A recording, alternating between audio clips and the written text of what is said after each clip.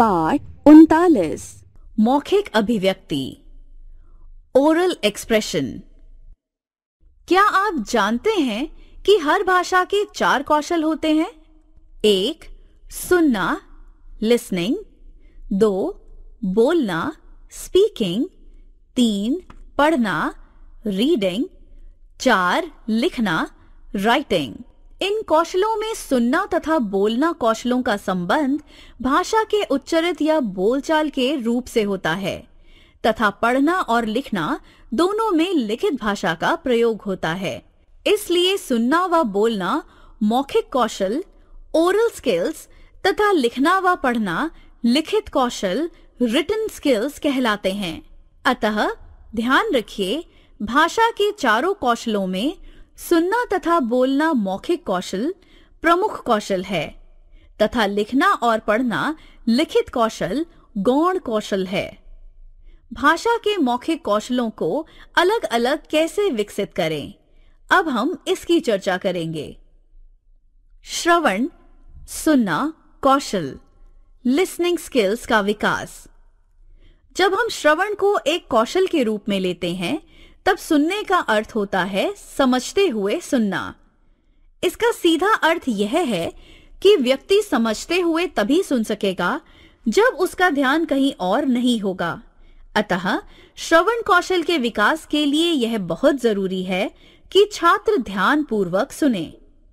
सुनने या श्रवण कौशल के विकास के लिए जो सामग्री छात्रों के सम्मुख प्रस्तुत की जाती है वह मातृभाषा भाषी द्वारा या तो बोलकर प्रस्तुत की जानी चाहिए या पढ़कर। हिंदीतर प्रदेशों के अध्यापक सुनाई जाने वाली सामग्री वार्तालाप, कहानी, चुटकुले, छोटे छोटे गद्यांश, कविताएं आदि को पहले से ही किसी भी मातृभाषा भाषी की आवाज में रिकॉर्ड कर सकते हैं तथा रिकॉर्डेड सामग्री को सभी छात्रों को सुनवा सकते हैं।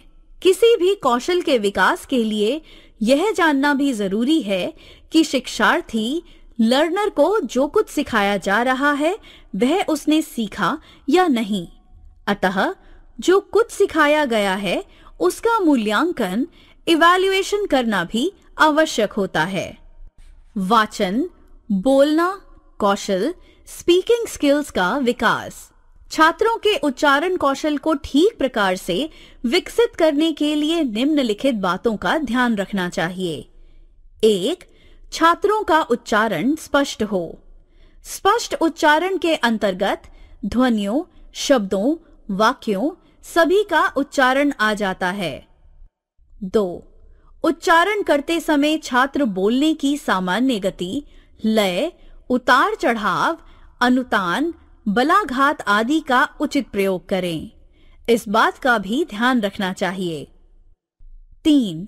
उच्चारण में होने वाले उतार चढ़ाव, भाव भंगिमाओं का प्रदर्शन आदि सिखाने के लिए वार्तालाप, कहानी, कविता आदि सबसे सशक्त साधन हैं। 4. चित्र देखकर कहानी सुनाना। चित्रों को देखकर कहानी सुनाना भी एक विशेषता है। यह विशेषता छोटे बच्चों में सबसे अधिक पाई जाती है। बच्चे चित्रों को देखकर अपनी कल्पना की उड़ान से उन चित्रों से अपने मन में तरह तरह की कहानियों की कल्पना करते रहते हैं। जहां तक हो सके छात्रों को चित्रकथा वर्णन के लिए ऐसी चित्रकथाएं दी जानी चाहिए जिनसे वे परिचित हों। रामायण, महाभारत की कथाओं को व्यक्त करने वाले चित्र इसके लिए बहुत उपयोगी हैं।